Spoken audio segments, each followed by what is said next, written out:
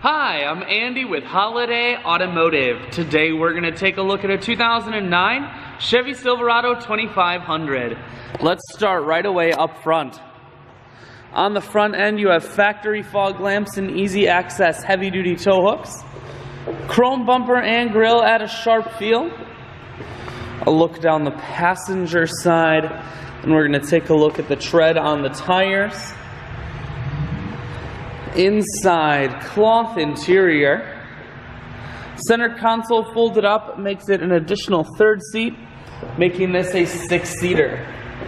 One more look down the passenger side, and we're going to swing around to the back end.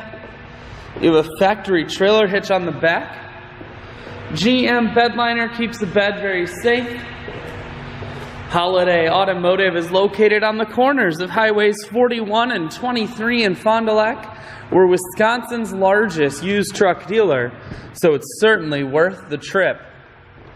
Inside, cruise, audio and Bluetooth controls. Full stereo, that includes a CD player. Dual climate control, and your 4-wheel drive controls are here. I shoot videos today because I want to make sure whether you're coming from near or far,